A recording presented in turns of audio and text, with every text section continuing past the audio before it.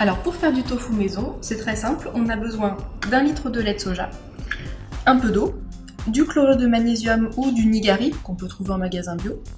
Donc on va délayer un petit peu de chlorure de magnésium dans de l'eau, le verser dans du lait de soja qui sera en train de chauffer. Pour le faire coaguler, on va filtrer et récupérer la masse obtenue qui sera donc le futur tofu.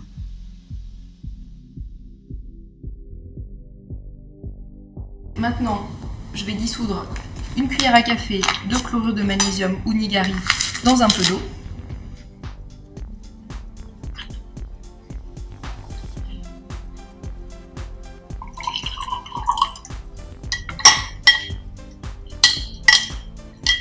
Pendant que le lait de soja est en train de chauffer, on prépare de quoi égoutter le futur bloc de tofu. Donc ici j'ai préparé simplement des gazes que j'ai superposés. J'ai pris une marguerite en fait parce qu'il y a des trous plus petits effectivement que la passoire. On peut aussi prendre un grand chinois, on peut prendre n'importe quel tamis en fait à partir du moment où les trous sont relativement fins. Notre lait de soja est chaud. Idéalement il faut le porter à 70 degrés. Je vais verser mon nigari délayé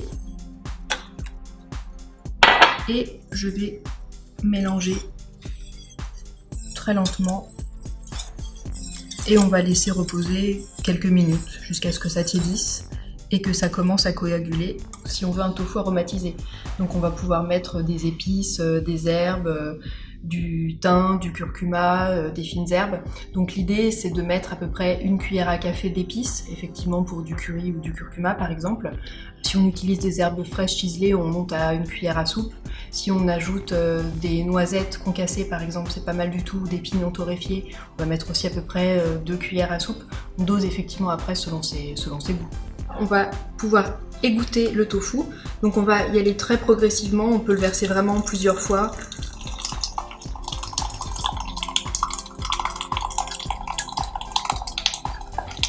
Là, on voit en fait l'eau qui est en train de s'écouler.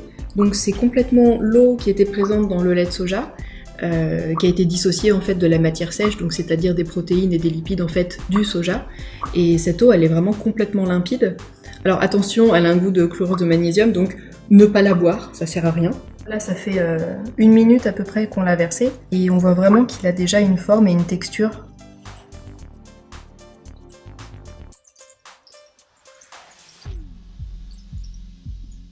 J'ai pressé le bloc obtenu pour en extraire vraiment le liquide qui restait.